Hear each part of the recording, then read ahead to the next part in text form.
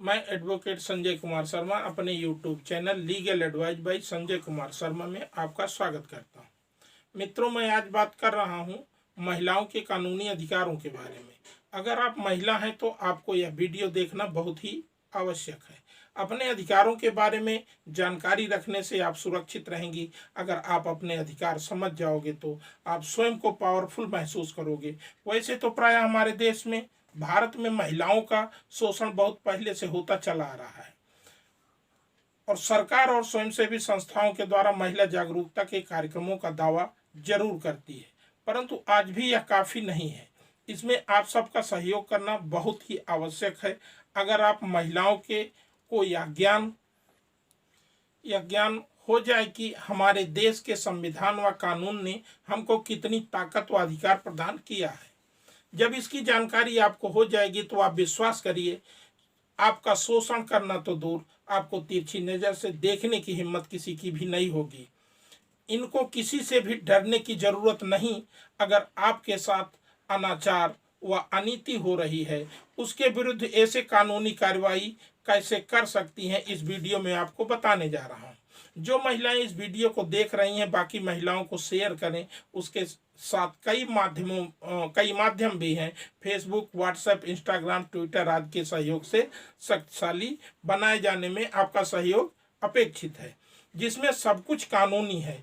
आप स्वयं महिला हैं तो महिलाओं के लिए जागरूक और ताकतवर बना सकती हैं। अगर आपके साथ कुछ भी गलत अर्थात गैर कानूनी हो रहा है तो मान लीजिए आपको कोई डरा रहा है, धमका रहा है, गाली दे रहा है अथवा मारपीट कर रहा है, तो महिलाओं के लिए सरकार द्वारा एक स्पेशल फ़ोन नंबर दिया गया है, जो कि सातों दिन 24 घंटे अनवरत कार्य करता है।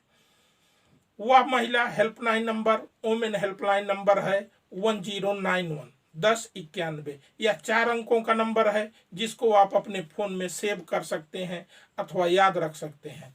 आप महिला हैं, आपके साथ कुछ भी गलत हो रहा है तो आप 112 नंबर पुलिस सहायता से पहले फ़ोन कर सकती हैं। इसलिए मैं आपको सलाह दे रहा हूं कि चूंकि 1091 इतनी तेजी से क्वेरी होगी, आपके मामले को टेकअप किया जाएगा।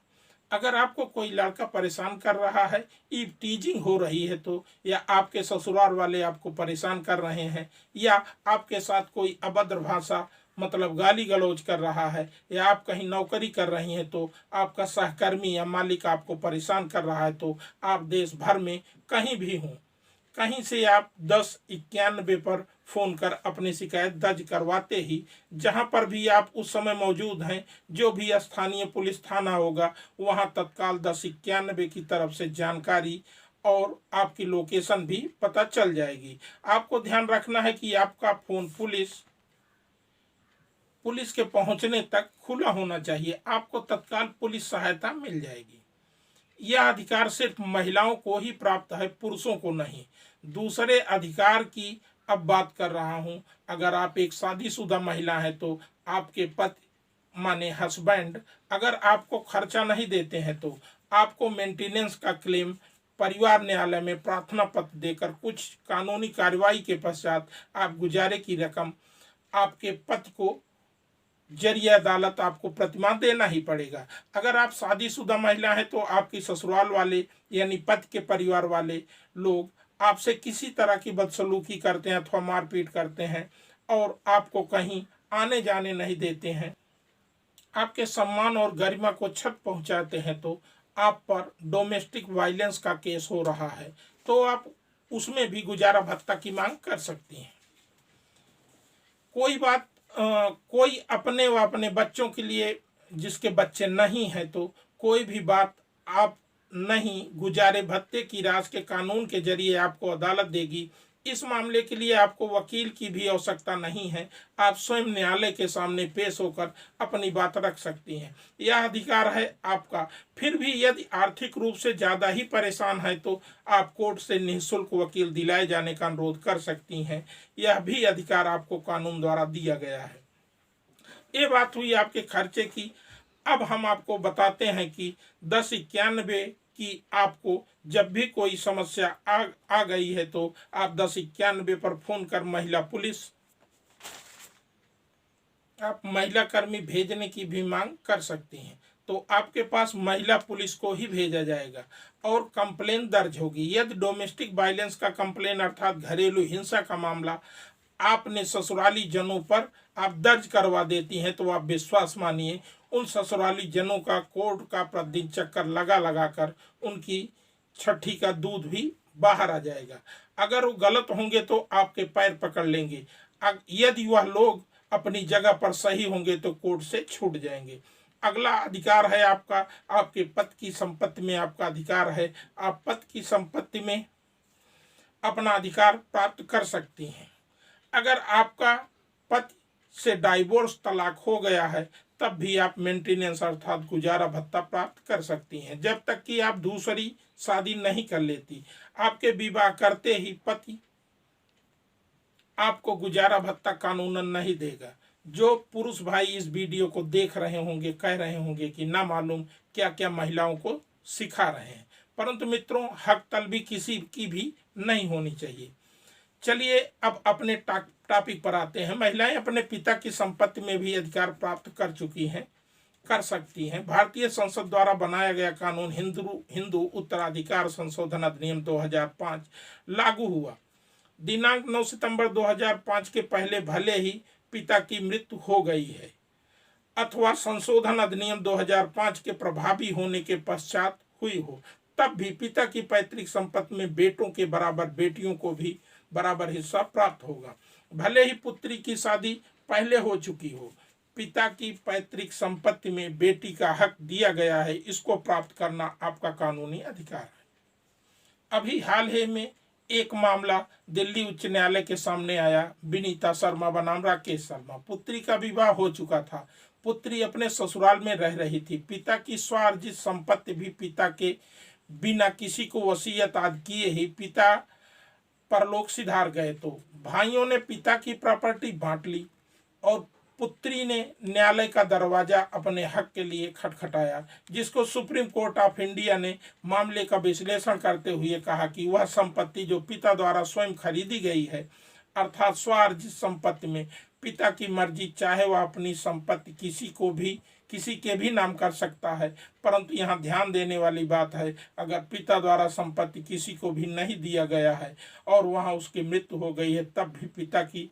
संपत्ति में सभी बच्चों का बराबर का हिस्सा होगा, चाहे वह पुत्र है या पुत्री, सबको मिलेगा।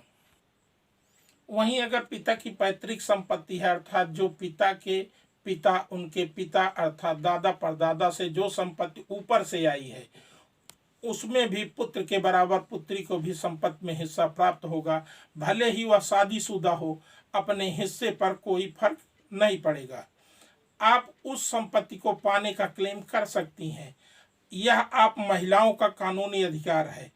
जब आगे देखिए क्या है, आप महिलाओं के कानूनी अधिकार, अगर आप शादीशुदा हैं और आपसे आपके ससुराल पक्ष के लोग दहेज अपने मायके से मांगने का दबाव बनाते हैं, चाहे वो लोग आपको मानसिक पीड़ा पहुंचाते हैं या मारपीट कर शारीरिक पीड़ा पहुंचाते हैं, तो उनकी खैर नहीं। दहेज रोधी कानून 498A के तहत आप प्रार्थना पत्र देकर पुलिस में CRPC की धारा 154 जो कि FIR होता है मामला दर्ज करवाया जा सकता है, जिसमें IPC की धारा 498A के तहत पुलिस आपकी FIR दर्ज कर लेगी। यदि आपके ससुराली जन राजनीतिक पहुंच वाले व्यक्ति हैं अथवा पुलिस को हमराह कर लेते हैं तो भी घबराने की कोई ज़रूरत आपको नहीं है। आप किसी अधिवक्ता से संपर्क कर न्यायालय में जाकर कंप्लेंट दर्ज करवा सकती हैं। कोर्ट में किसी का भी दबाव नहीं चलता है, दोषी किसी भी कीमत पर बच नहीं सकते हैं, यह भी आपका कानूनी अधिकार ही है। आप 1091 पर फोन करके भी मामला अपने ससुराली जनों के अर्थात दहेज लोभी जो भी हैं को गिरफ्तार करवा सकती हैं। परंतु आजकल दहेज के 85% मामले फर्जी दर्ज हो रहे हैं, अर्थात किसी को भी फर्जी नहीं फंसाना चाहिए, क्योंकि भगवान की अदालत में ऐसा सबसे बड़ी अदालत है, ऐसा अविश्वास उसमें भी नहीं होना चाहिए। किसी को भी फर्जी फंसाने से भी आप सबको बचना चाहिए। अगर आपको कोई शिकायत समस्या है और कोई सलाह चाहती हैं तो कमेंट बॉक्स में लिख सकती हैं। यथासंभव आपकी समस्या का समाधान किया जाएगा। अगर आपको कोई लड़का छेड़ता है उसके लिए भी आपके पास कानूनी अधिकार है। आप पुलिस अथवा 1091 पर फोन कर शिकायत कर सकती हैं। आपको कतई डरने की जरूरत नहीं है। आप उसका डट कर मुकाबला करिए। अगर आप किसी की शिकायत पुलिस में करती हैं तो आपकी पहचान गुप्त रखी जाएगी, जिसका समाचार पत्र आदि में आपके नाम का उल्लेख नहीं होगा। जब आप कहीं पर अपनी शिकायत लिखित करें तब आपको एक लाइन यह लिख देना है कि मेरी पहचान को गुप्त रखा जाए, सार्वजनिक न की जाए। इतना ही पर्याप्त होगा, आपकी पहचान गुप्त रखी जाएगी। यह भी आपका कानूनी अधिकार ही है। चलिए आगे देखते हैं। अगर आप कहीं पर सर्विस अर्थात जॉब करती हैं तो आपको यह अधिकार कानून में दिया गया है कि सुबह 6 बजे से सायंकाल 7 बजे तक ही आपसे कार्य लिया जा सकता है, और आपको सुबह 6 बजे से पहले और शाम 7 बजे के बाद आपको किन्हीं परिस्थितियों में काम पर नहीं बुलाया जा सकता है, और साथ ही लगातार 5 घंटे से अधिक काम नहीं लिया जा सकता है। बीच में ब्रेक देना होगा तथा एक सप्ताह में कुल 48 घंटे से अधिक किसी भी महिला से काम नहीं लिया जा सकता। आप चूंकि महिला हैं तो आप जहां काम कर रही हैं वहां पर महिला शौचालय का होना अनिवार्य है। अगर नहीं है तो आप उसकी शिकायत कर सकती हैं। वहां शीघ्र ही महिला शौचालय की व्यवस्था करवाई जाएगी। यदि किसी जगह 30 या उससे अधिक महिला कर्मचारी कार्यरत हैं तो एक कमरे की व्यवस्था जिसमें महिला कर्मी के छोटे बच्चे काम के समय रहेंगे और एक महिला कर्मचारी बच्चों की देखरेख करेगी। अगला अधिकार, आप महिला हैं तो आपको मैटरनिटी अर्थात मातृत्व लाभ एक्ट 1961 है, जिसमें व्यवस्था दी गई है कि अगर आपका बच्चा होने वाला है तो आपको 6 सप्ताह पहले और बच्चे को जन्म देने के 6 सप्ताह बाद तक आपको उक्त कंपनी व फर्म द्वारा आपको संपूर्ण वेतन दिया जाएगा, अर्थात आपको सवेतन अवकाश प्रदान किया जाएगा। अगला कानूनी अधिकार है, जहां पर भी आप काम कर रही हैं, मतलब आपके वर्क प्लेस पर कोई भी व्यक्ति सेक्सुअल हैरेसमेंट नहीं कर सकता है, और ना ही कोई अप्रिय शब्द का ही इस्तेमाल कर सकता है, और ना ही अश्लील बात या मैसेजेज या फोन की कोई कर सकता है। यदि आपके साथ ऐसी इस तरह की कोई बात होती है तो आप इसकी शिकायत 1091 पर कर सकती हैं। आप महिला हैं, आपके साथ कोई समान कार्य पुरुष कर रहा है तो आप वह समान पद पर कार्य कर रहा है तो ऐसा नहीं है कि पुरुष अधिक कार्य कर रहा है उसे अधिक वेतन दिया जाएगा, वह महिला भी पुरुष के बराबर ही वेतन पाएगी। समान कार्य समान वेतन का कानून भी बना है। अगर आपको किसी मामले में कोर्ट केस का सामना करना पड़े तो कानूनी रूप से आपके लिए निःशुल्क अधिवक्ता की व्यवस्था संविधान कानून में की गई है। सरकार की तरफ से उसका खर्चा वहन किया जाएगा। अगर आप महिला हैं तो किसी मामले में अभियुक्त हैं तो आपको पुलिस सूर्योदय के बाद और सूर्यास्त से पहले ही गिरफ्तार कर सकती है। रात में वह भी महिला पुलिसकर्मी ही गिरफ्तार कर सकती है। यह भी आपका कानूनी अधिकार है। अगर आपको जानकारी अच्छी लगी हो तो लाइक करें, शेयर करें, सब्सक्राइब करें। धन्यवाद।